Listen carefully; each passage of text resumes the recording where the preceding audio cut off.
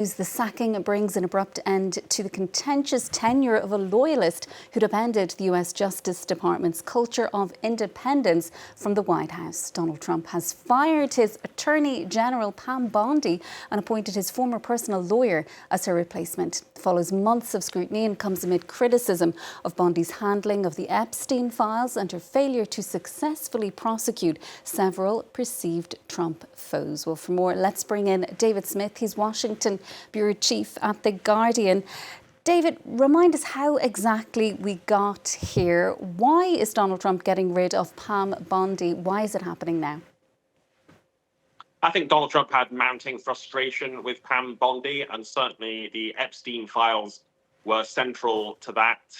She made a couple of unforced errors. Early on, she invited some right-wing influencers to the White House. They paraded around with big binders, but it turned out there was very little in there that was new, and so that was disappointing.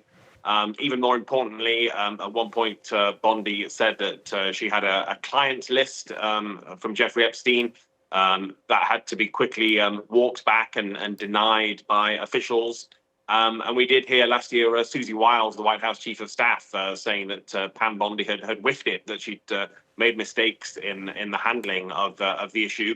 And more generally, she really failed to neutralize the Epstein files. It's been politically damaging to Donald Trump with his base, and it's a saga that seemingly will not go away.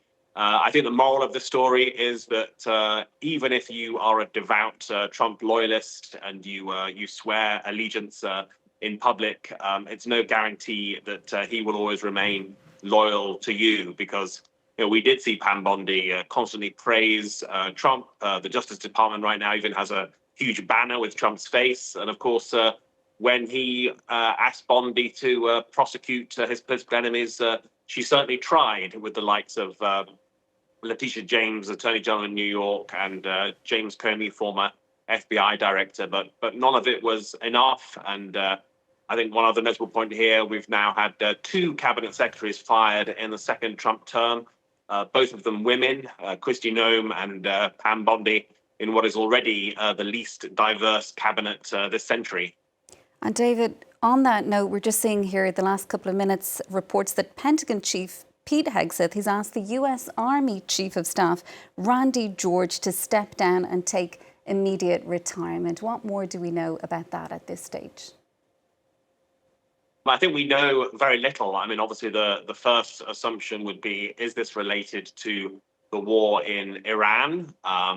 Is it, for example, a signal that everything is not going as well as Donald Trump and Pete Hegseth have been telling us? And certainly, there have been reports in US media that US bases in the region have taken a lot more damage than officials are admitting. Is this some kind of disagreement over prosecution of the war? Did this general refuse to enact certain orders? All very hard to say right now, but I think objectively, any military analyst would say, if a war is going successfully, you don't change that winning team. And if there is a high-profile dismissal like this, it suggests there is some trouble internally, and it'll be fascinating in the coming hours to find out more of the rationale for this. Yes, events moving swiftly as ever in Washington. David, thanks so much for joining us. That's David Smith, the Washington Bureau Chief at The Guardian.